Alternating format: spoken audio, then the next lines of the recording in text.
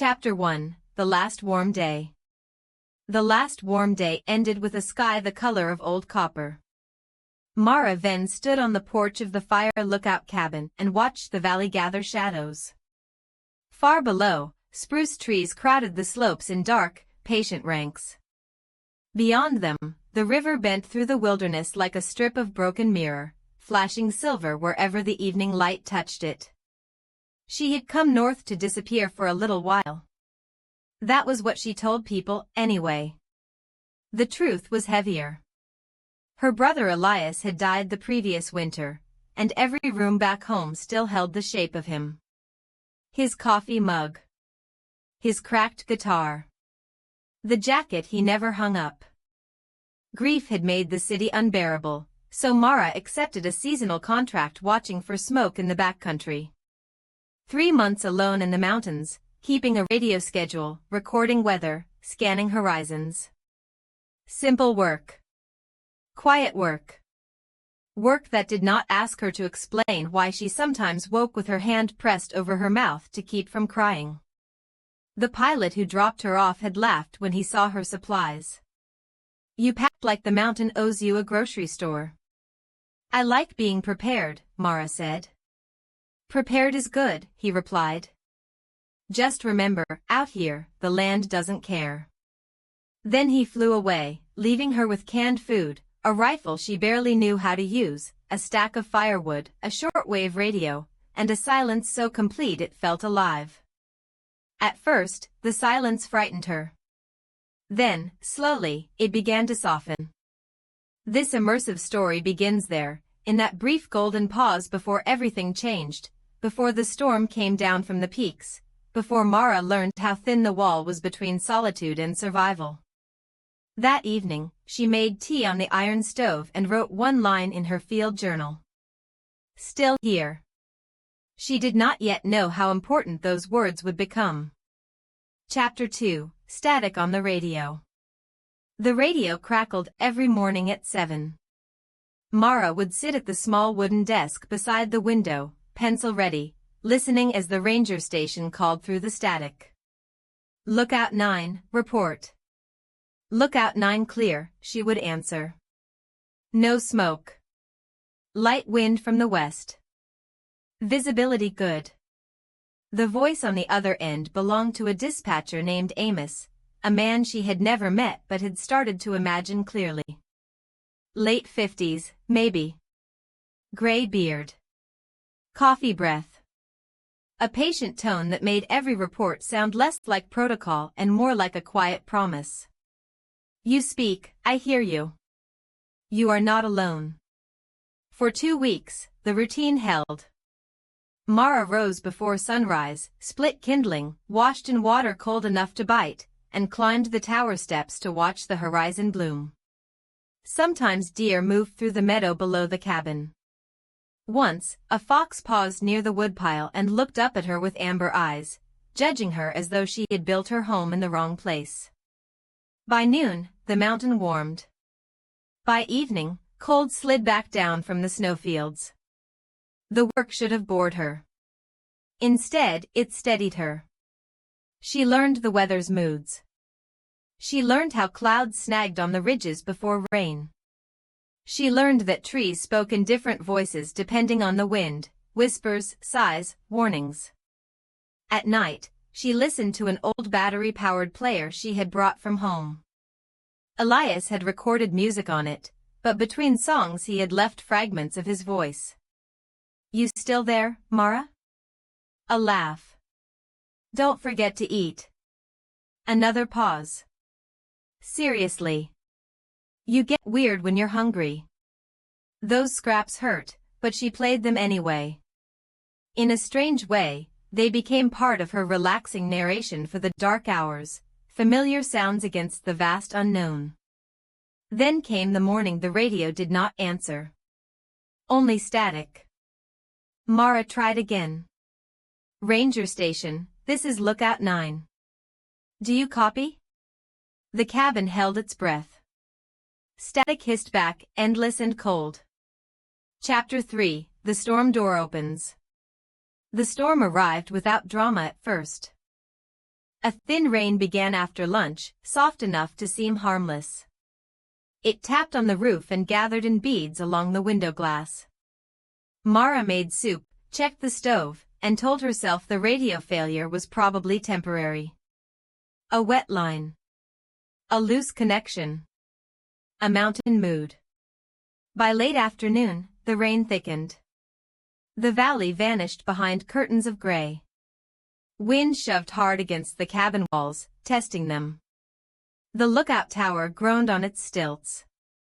Somewhere beyond the clearing, a tree cracked like a rifle shot.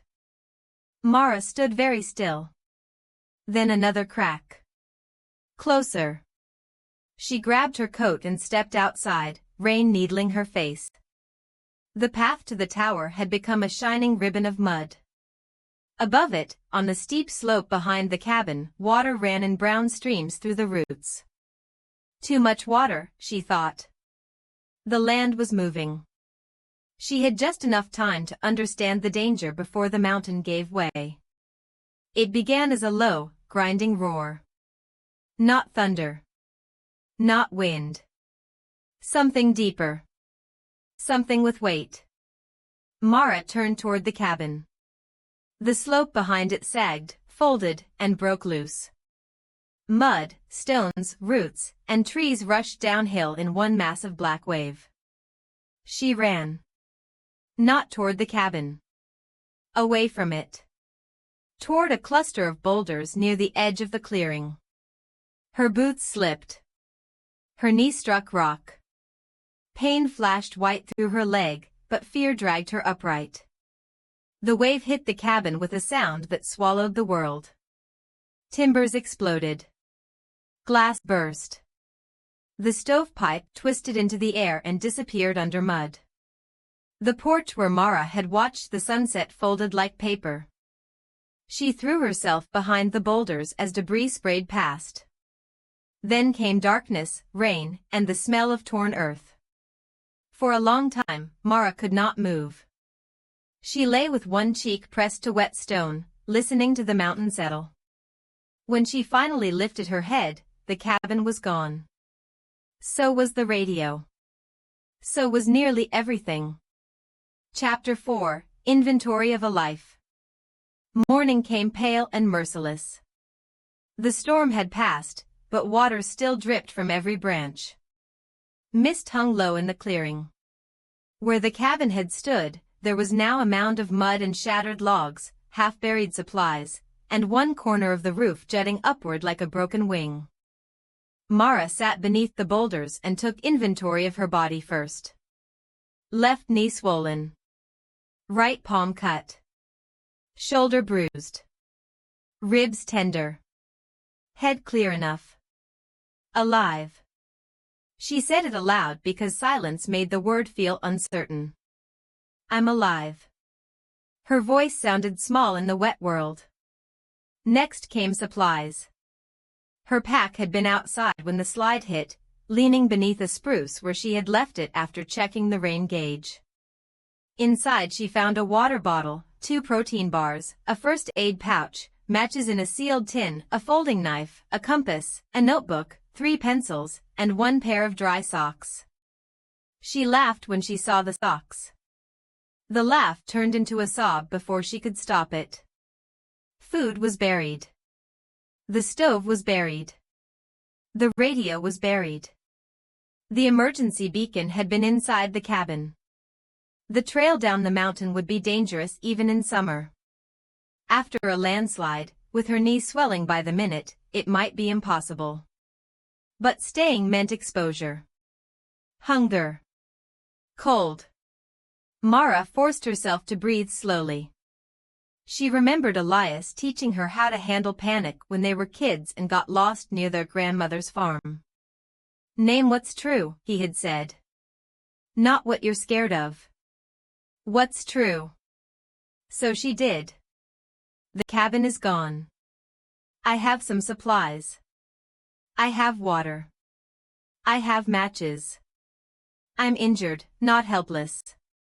Someone may notice the missed radio calls. She paused.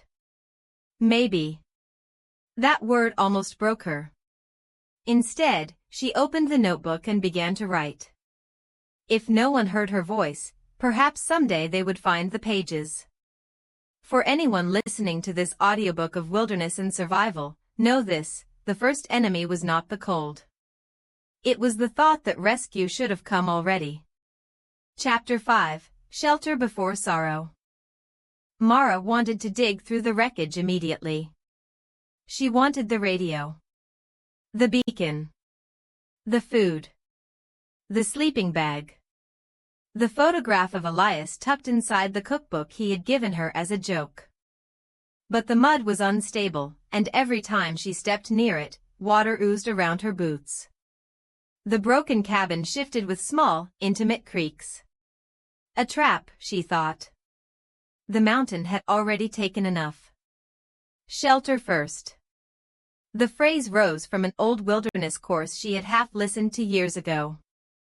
Back then she had been impatient, checking her phone, bored by talk of hypothermia and windbreaks. Now every forgotten lesson mattered. She searched the clearing slowly, using a branch as a crutch. Her knee throbbed with each step. Beneath a stand of spruce, she found a shallow hollow where roots twisted around a dry patch of earth. The branches overhead were thick, layered like hands shielding a flame. It was not a home. It was a beginning. She dragged fallen limbs into place, leaning them between two trunks to make a slanted wall. Over that, she piled spruce boughs, ferns, and strips of bark peeled from deadfall. The work was slow, painful, and clumsy. More than once she sat down hard in the moss and pressed her fist to her mouth until the urge to cry passed. Not now, she whispered. Later. Later could hold grief. Now had to hold action. By evening, the shelter was ugly but standing. Inside, the air felt still. Not warm, exactly, but less hostile. She spread boughs on the ground, changed into dry socks, and tucked her wet feet beneath her coat. The sky darkened early. Mara ate half a protein bar and drank rainwater from her bottle. She wanted more, but rationing had already become a language her body understood. Before sleep, she looked toward the buried cabin. "I'm sorry," she said, though she did not know whether she meant the cabin, Elias, or herself. In the dark, the forest answered with dripping leaves. Chapter 6: Fire Lessons. The next morning, cold had teeth. Mara woke shaking so hard her jaw ached. Frost silvered the moss beyond the shelter. Her breath came in pale clouds. The wet clothes she had hung across branches had stiffened overnight. Fire moved from comfort to necessity. She gathered tinder first, dry curls of birch bark from beneath fallen logs, dead grass sheltered by roots, twigs no thicker than matchsticks. She remembered the instructor's voice from the wilderness course. Small to large. Flame must climb. Her hands fumbled. The first match broke. The second flared and died in damp air.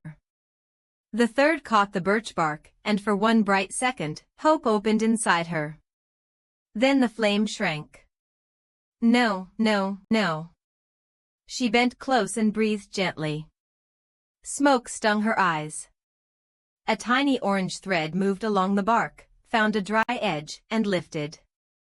Mara fed it grass. Then twigs. Then finger-thick sticks. The fire took. A sound came out of her that was almost laughter and almost prayer. She warmed her hands over the trembling flames, careful not to smother them. Heat crept into her fingers with painful sweetness. She boiled water in a metal cup from her pack, then drank it too soon and burned her tongue. It was the best water she had ever tasted. Fire changed everything. It made the clearing feel occupied. It pushed back the damp. It gave rhythm to the day: gather, feed, guard, conserve. By afternoon, Mara dared approach the edge of the slide. She used a long branch to probe the mud, searching for anything reachable. A dented pot emerged first. Then a sealed tin of oats. Then one can of beans with no label, as if mystery itself had been preserved. She found no radio. No beacon. No photograph. The loss struck harder than she expected. She sat by the fire, holding the muddy can, and let herself speak to Elias as though he were sitting across from her. "You'd say this makes good storytelling, wouldn't you?" The fire popped softly.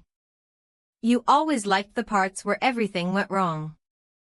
The evening settled around her, and for a while, the flames gave their own relaxing narration: crackle, sigh, breathe, endure. Chapter 7, Tracks in the Mud. On the third day, Mara found tracks. They circled the far edge of the clearing, pressed deep into the softened earth. Not deer. Not fox. The prints were wide, clawed, and deliberate. Bear.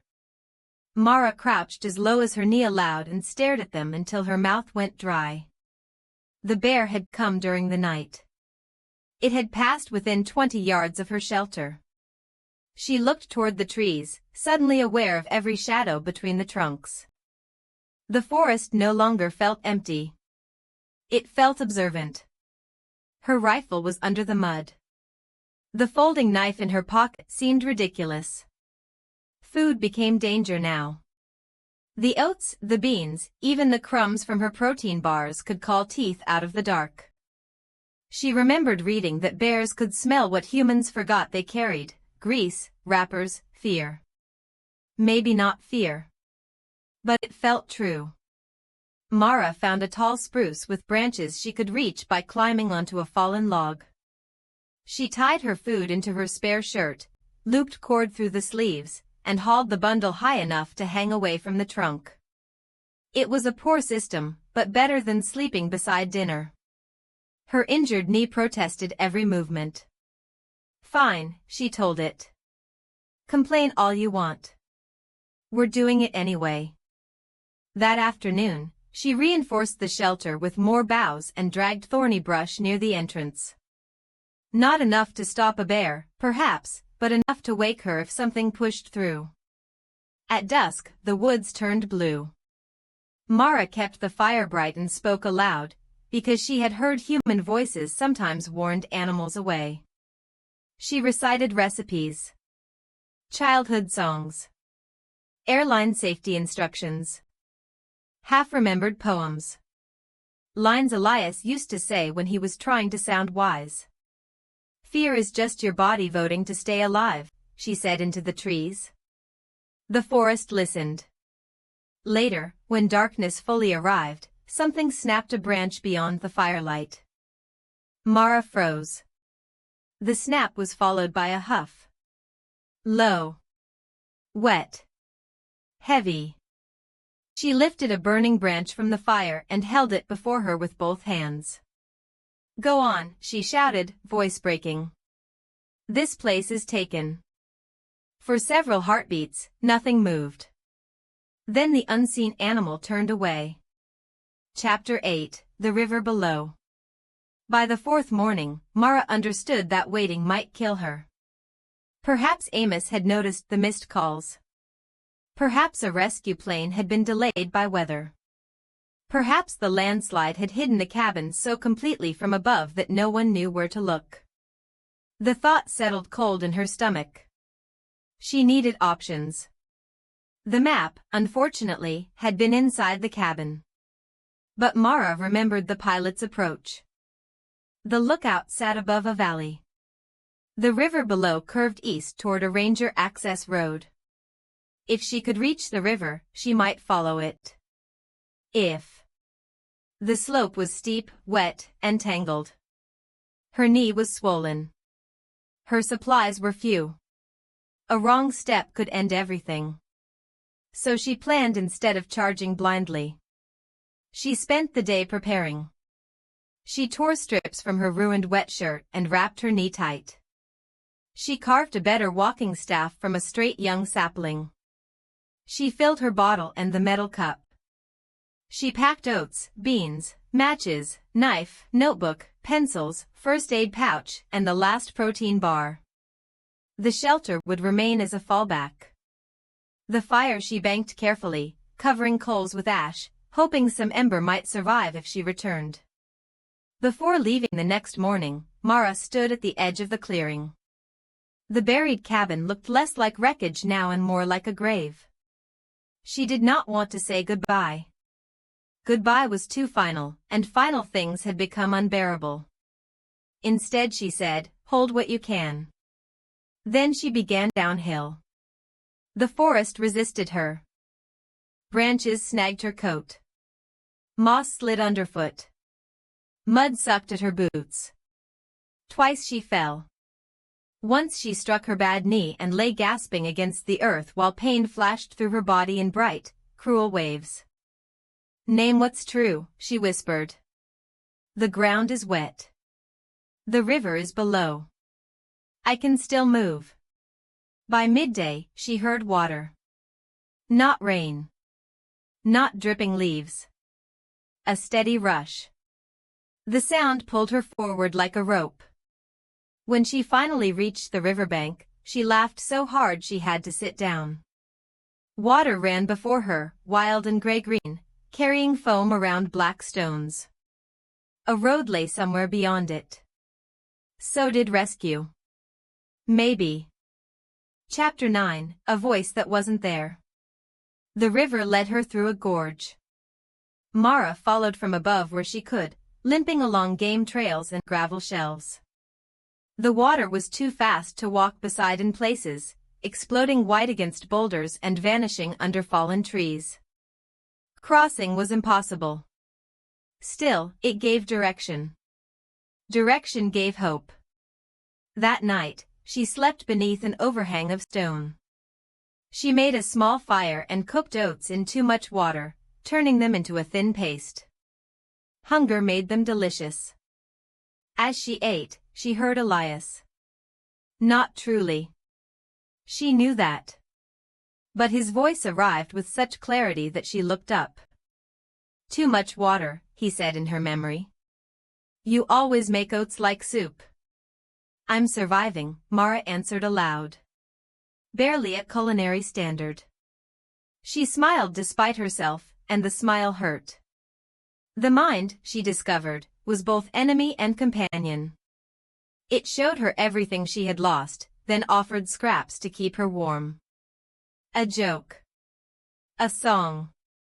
Her brother's hand-tapping rhythm on a steering wheel. The way he said her name when he wanted her attention but not her worry. Mara wrote in her notebook by firelight.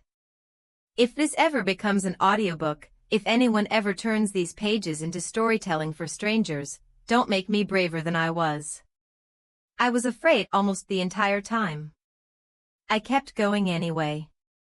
Maybe that is the same thing, but it didn't feel noble. It felt like limping. The next day brought rain again. Cold rain. It soaked through the forest and made every rock shine. Mara slipped often. Her staff saved her again and again, jamming against roots before she could fall too far.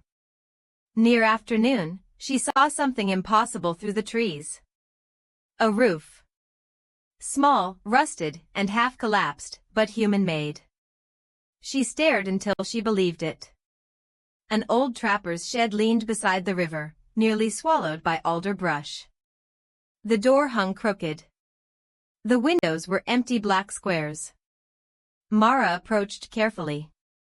Inside, the air smelled of dust, mouse droppings, and old smoke. But it was dry. And in the corner, beneath a torn canvas tarp, she found a lantern. Chapter 10, The Shed of Small Mercies. The lantern had no fuel.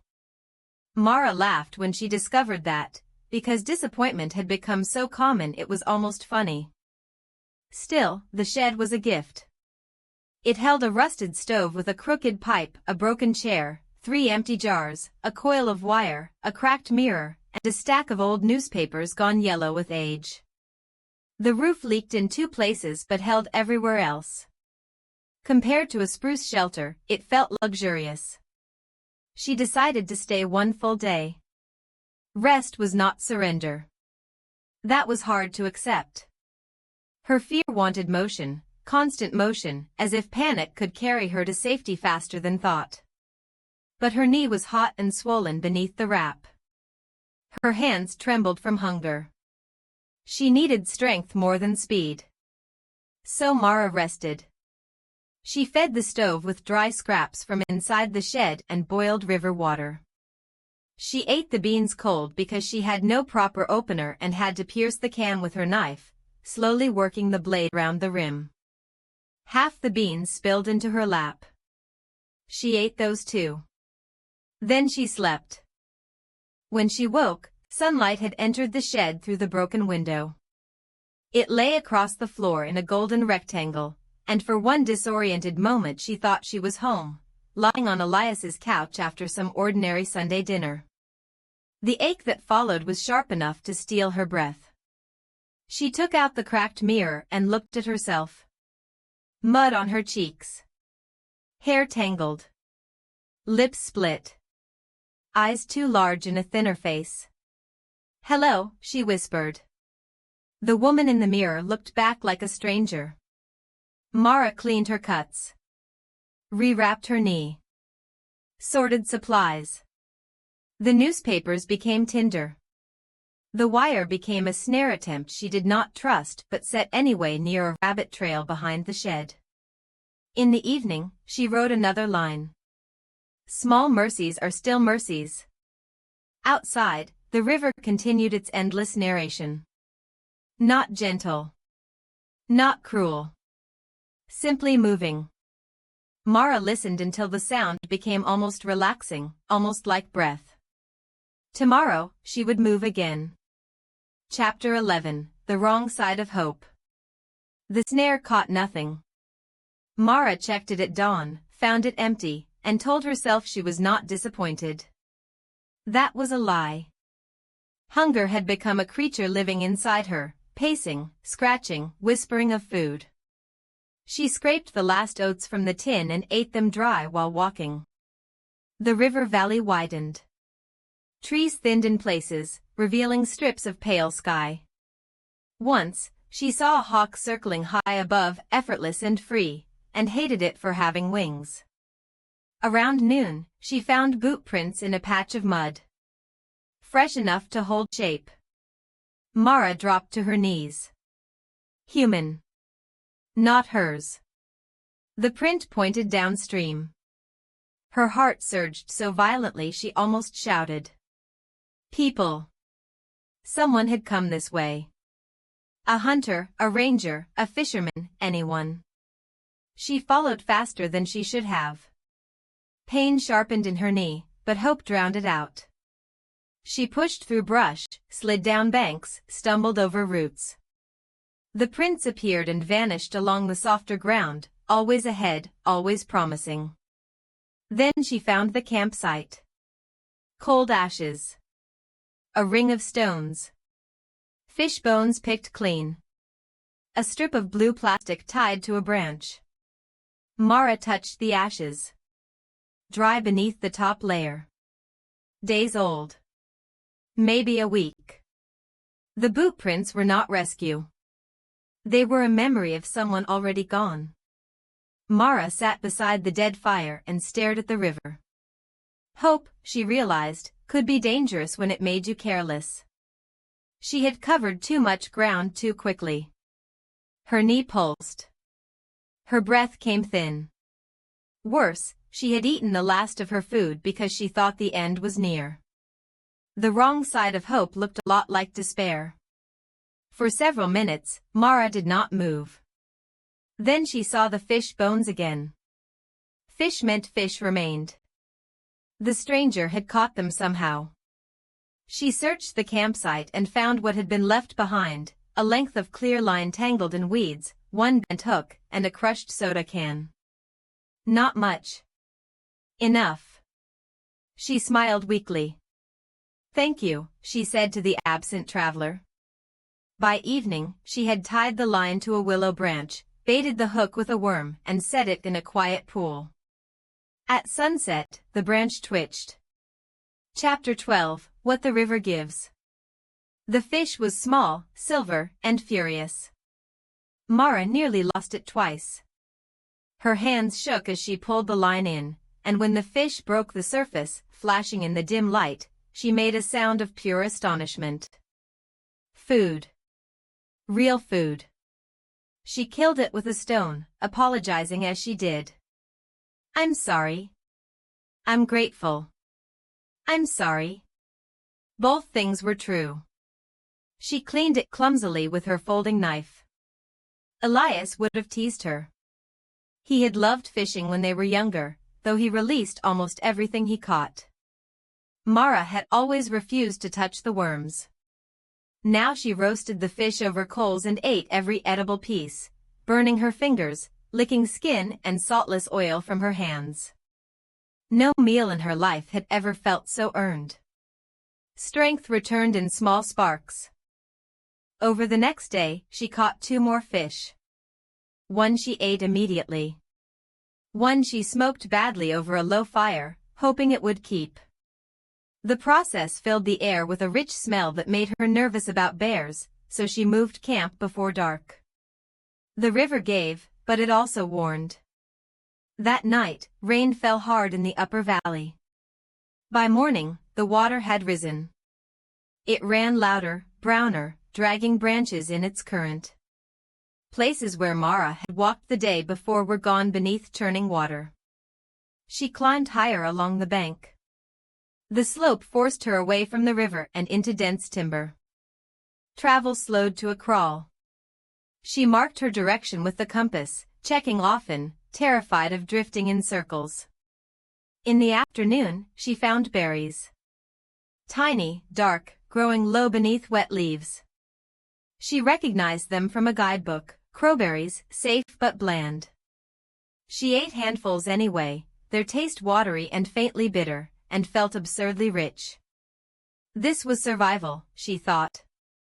Not one grand heroic act, but 1,000 small bargains. A berry. A fish. A dry branch. One more step. For anyone seeking an immersive story of endurance, this was the truth Mara learned. The wilderness did not offer victory. It offered chances. You had to notice them before they vanished. Chapter 13, Snow in the Green. The first snow came too early. Mara woke to white flecks drifting through the spruce branches, soft as ash. For a moment, still half dreaming, she thought the world was burning quietly. Then one flake landed on her sleeve and melted. No, she whispered. Snow meant cold. Cold meant time was narrowing. The road had to be close. She had told herself that for days, though she no longer knew whether it was reason or desperation speaking. The river still ran east. The compass still agreed. But the valley twisted, and the old map in her memory had begun to blur. Her knee was worse. Each step sent pain up her thigh. She had fashioned a brace from willow sticks and cloth, but it only helped a little. Her body was becoming a list of complaints: hunger, bruises, blisters, cold, exhaustion. Yet her mind had changed. At the lookout, she had thought survival meant preventing fear. Now she knew fear would come regardless. The skill was making room for it without handing it the reins. She walked through snow that did not stick, then sleet that did. By afternoon, the forest opened onto a burned area. Charred trunks stood like black pillars. Years old, perhaps, but still stark. The ground between them was open, easier to cross, and Mara moved faster despite the weather. Near the far edge of the burn, she found a metal sign nailed to a tree. Most of the paint had peeled away. But one word remained. Trail. Mara touched it with both hands. A trail meant people. Maybe not today. Maybe not even this season. But humans had passed here often enough to mark the way. She followed the faint path as snow thickened. At dusk, she found a trail shelter, 3 walls, a slanted roof, and a bench inside. Nothing more. It might as well have been a palace. Mara crawled in, made a fire just outside the opening, and listened to the snow hiss into steam at the edge of the flames. For the first time in days, she let herself believe she might live. Quietly. Carefully. Not enough to become careless. Chapter 14, The Night of Teeth. The bear came after midnight. Mara woke to the sound of breathing. Not hers. Not wind. A heavy, wet huff beyond the fire. Her eyes opened to darkness and a low shape moving near her hanging food bundle. The fire had burned down to red coals. Snow glowed faintly beyond the shelter, giving the animal a ghostly outline. Bear. Mara's body went cold with recognition. The bundle hung from a branch several yards away. Inside were smoked fish scraps, berries wrapped in cloth, and the last crumbs of oats. Almost nothing. To the bear, perhaps, enough. It rose slightly, pawing at the trunk. Mara did not move. Then the branch cracked. The bundle dropped. The bear lowered its head. Something inside Mara rebelled. Not courage. Not anger exactly. A fierce refusal. That food was tomorrow. Maybe the next day. Maybe the difference between reaching the road and lying down in the snow. She grabbed a burning stick from the coals. Pain seared her palm, but she held on. With her other hand she struck the metal cup against the stovepipe of the shelter. Clang. The bear froze. Mara screamed. Not words. Just sound. Raw, human, enormous. She clanged the cup again and lurched forward, waving the flame. Sparks whipped into the dark. The bear swung its head toward her, eyes catching firelight. For one terrible second, the world held still. Then the bear dropped to all fours and ran. The bundle lay torn in the snow. Mara stood shaking until her knees failed. She crawled to the food, sobbing from fear, from pain, from the knowledge that she had just shouted down something that could have ended her without effort. Half the fish was gone. The berries scattered. She gathered what she could with burned fingers. Back inside the shelter, she wrapped her hand and rocked beside the fire. I'm still here, she whispered. The words had changed since the first day. They no longer meant only grief. They meant defiance. Chapter 15, Smoke Beyond the Trees. Morning revealed smoke. At first Mara thought it came from her own fire, drifting low in the pale dawn. But this smoke rose in a thin column beyond the trees, far ahead along the trail. She stared until her eyes watered. Smoke meant people. Or an old fire. Or another trick of weather. Or hope, again, wearing a dangerous face. This time she moved carefully. She ate the last scraps, packed slowly, checked her bandaged hand and braced knee. Then she followed the trail through snow-dusted timber, stopping often to listen. The smoke vanished, reappeared, vanished again. The trail dipped through a ravine and climbed a ridge. Mara crawled the steepest part on hands and one good knee, biting back cries. At the top, the trees thinned. Below stood a cabin. Not a ruin. Not a memory. A real cabin with a tin roof, a stovepipe, and chopped wood stacked beside the door. Mara tried to shout, but her voice broke. She stumbled downhill. Halfway there, the door opened. A woman stepped out carrying an axe. She was broad-shouldered, silver-haired, and wrapped in a red wool coat.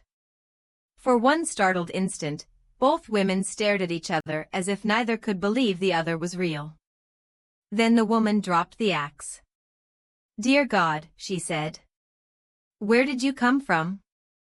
Mara meant to answer with all of it: the lookout, the slide, the river, the bear, the days of walking, the hunger, Elias, the notebook, the way loneliness had teeth. Instead she said, "I got lost." The woman ran to her. Mara did not remember falling. Only arms catching her. A voice calling for someone named Ben. Heat. A blanket. The smell of coffee. Hands cutting away her wet bootlaces.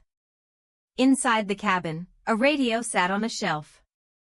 The silver-haired woman lifted the microphone. "This is North Ridge Cabin calling Ranger Dispatch. We have an injured survivor here." "Repeat, an injured survivor." Static answered first. Then Amos's voice came through. "Say again, North Ridge?" Mara began to cry. Chapter 16, Still Here. Rescue did not arrive instantly. Weather held the helicopter away until morning, and by then Mara had slept 12 hours beside the stove, waking only when the woman, her name was Ruth, made her drink broth. Ruth and Ben were winter caretakers for a remote research station farther east. They had come to the cabin early to repair the roof before heavy snow. If Mara had been one day later, they might have moved on. One day. The thought stayed with her. When the helicopter finally came, its blades thudded through the valley like a second heartbeat. Mara sat wrapped in blankets on the cabin porch, notebook clutched in her good hand. Snow glittered on the trees. The river flashed below, bright and indifferent. Amos met her at the ranger station. He looked almost exactly as she had imagined, except shorter and more tired. When he said her name, his voice broke. "We thought the slide took you." "It almost did," Mara said. Doctors treated her knee, her burns, her hunger, her exhaustion. People called her lucky. Brave. A miracle. Mara accepted none of those words easily. Luck was Ruth's smoke rising above the trees. Bravery was complicated. Miracle felt too clean for something made of mud, fear, dead fish, pain, and stubbornness. Weeks later, back in the city, she listened to Elias's old recordings again. His voice still hurt. It always would. But now, between the hurt and the silence, there was something else. A path. Mara turned her notebook into a spoken account, an audiobook for anyone who needed a survival story, a piece of immersive storytelling, a long night's relaxing narration about loss and endurance and the fragile art of continuing. She did not make the wilderness gentle. She did not make herself fearless. She told the truth as best she could. That grief can bury a life like a landslide. That hunger can sharpen the soul. That hope must be handled carefully. That a person can be broken, frightened, limping, and still moving. The final line was the same as the first. Only now, when Mara spoke it aloud, she understood its weight. Still Here. You've been listening to Still Here, a wilderness survival audiobook by StoryRealm Audio. If you enjoyed this immersive storytelling experience, please like, subscribe, and return for more relaxing narration, survival stories, and original audiobook adventures. Thank you for listening, and until next time, stay safe in the realm of stories.